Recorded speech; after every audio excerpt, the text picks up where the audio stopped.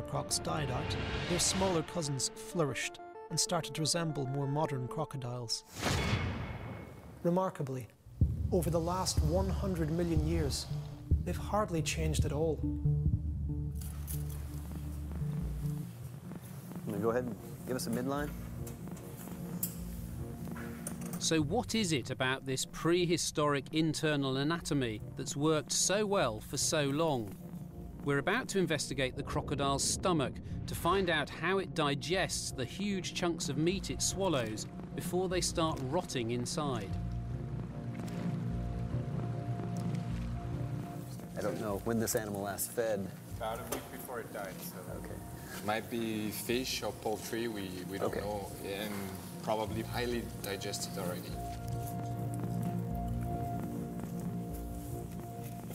The guys are just reflecting the skin off the ventral surface of the crocodile to give us access to its organs. We hope this will also reveal clues about why this particular animal died.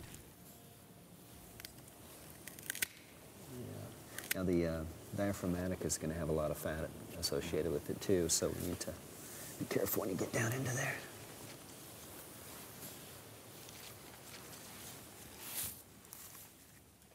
It's incredibly difficult doing this dissection because the underlying structures are so close to the muscular wall, and we have gone into something, might be the gallbladder, might be the stomach, we're just trying to work it out at the moment, but actually the way that the digestive system is laid out is nothing like I've seen before. Absolutely amazing. Yeah, this is the duodenum. Yep, yep. And the stomach must be somewhere here. No, this is stomach here.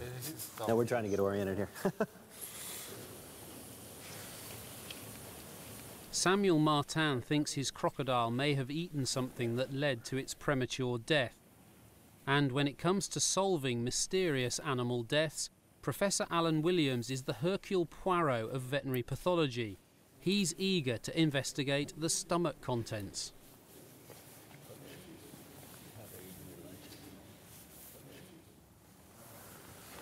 Wow. Okay, so pass it over on the same side. you all right? Okay, we're coming down your end, Alan. So this end belongs. yeah, let's lay it out as it was. Bring it back this way. I mean, for me, the most impressive thing about this digestive system is for such a massive animal, how small it is. But essentially, what goes on in here in terms of the breakdown of huge chunks of animal into tiny little pieces is just extraordinary. Yeah, and think about the shapes of the things that are coming down here. These animals are swallowing, limbs of ungulates, so they're big sections of bone. So you got hoof and the whole lot. Yeah, and I've found fishing lures, shotgun wads, coins, house cats, you name it, in these animals. So this has to distend in all kinds of directions to allow them to feed it all. I mean, these animals cannot use their teeth to orally process their food. They're just ripping off chunks and swallowing them fairly whole. Greg, if you could just hold the jar for us, please. We'll just try and lift this up. Right, these are the stomach contents. Wow. Nice concept. Okay, if we can put them underneath. Yeah, squeeze it. There might be some larger. Okay, here we go. I got something here.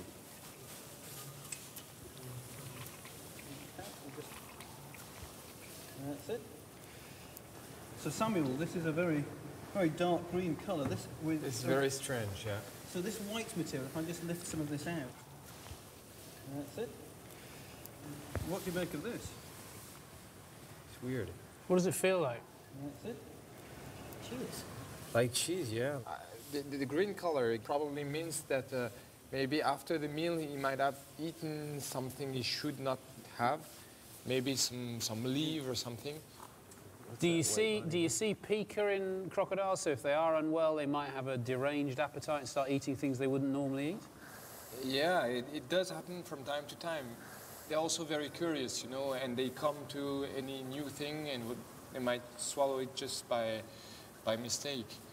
But here it's quite strange. I've opened lots of alligator stomachs from the wild. I've never seen anything like this. This is completely foreign to me. So this is very unusual.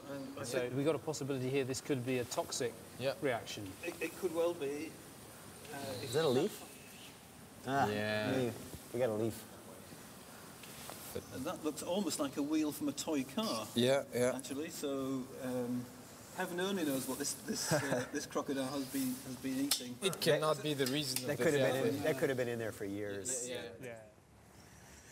This stuff is really an alien brew. We know it's very abnormal and there's a load more tests need to be done to try and find out what's in it. The unique thing about the crocodile, though, is to help digest these huge quantities of protein that it ingests when it kills and consumes something like a third of a wildebeest. It produces 10 times more acid than we do. How they do that, you won't believe this, but you have to dig deeper into the crocodile.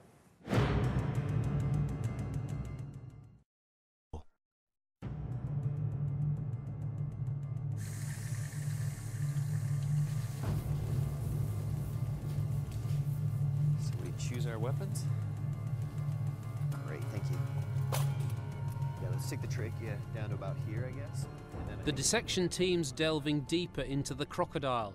We hope to find out what caused this animal's mysterious death. And we want to uncover more of the prehistoric parts hidden deep inside. In some ways, the chest cavity is very familiar. It's got all the same components we've got, 2 lungs and a heart. But in some ways, it's incredibly different. Guys, you're still dissecting there. Can we just have a quick look at the kind of big picture anatomy here? Okay, so this is the trachea, or the windpipe of the animal. This part goes forward towards the larynx, or voice box. And this part continues down toward the lungs. And here we have complete rings, which reinforce the trachea and keep it from collapsing, as this animal is swallowing massive prey through this really large esophagus that can really stretch to encompass very large bits of food, because these animals can't process it down into little pieces with the teeth that they have, which are just grabbing teeth. They're not mashing teeth like you have in other animals.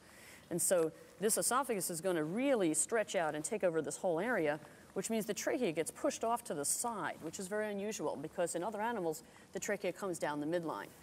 I think we should make our cut where we have the complete tracheal ring.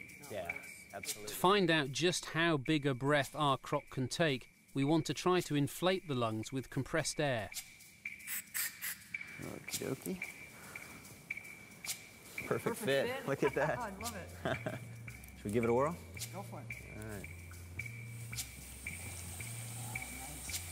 Wow.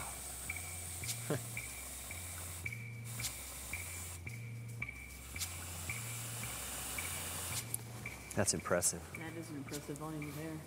That's a huge amount of air. Yeah, these animals can take in about 4 times the amount of air that we can, and this is essentially it's the scuba tank for these animals. A big animal like this could stay underwater for as long as a half hour, which is a long time. The way they inspire or bring in this air is using muscles on their ribs, and that expands the chest just like it does in us. But they also have another secret. They have the diaphragmatic muscles, which are right here, and these attach back onto the pubis. And when they pull backwards, they pull back on the liver and help expand the pleural cavities here, so even more air can get sucked in. And It's like a piston going up. Yeah, it's like a piston, exactly. This unique muscle helps crocodiles breathe. But monitoring its activity underwater shows it is active even after breathing is stopped. It seems crocodiles and alligators like this one use this muscle to move the air-filled lungs inside their body and shift their centre of buoyancy. They can adjust their position in the water like a submarine. A crocodile sinking silently from the surface is an iconic image of a predator at work. They never make a ripple, never make a splash. It's an excellent adaptation.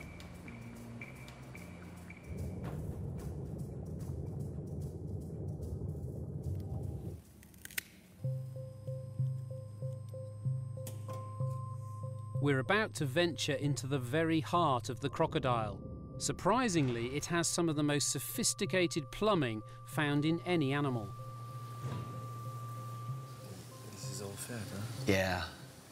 We need to It's remove just that. very delicately going down through there.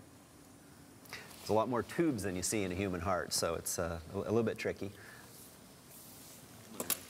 The artery that takes blood from the heart to the rest of the body is called the aortic arch, but bizarrely, unlike most animals, crocodiles have more than one. We're trying to find the other aortic arch.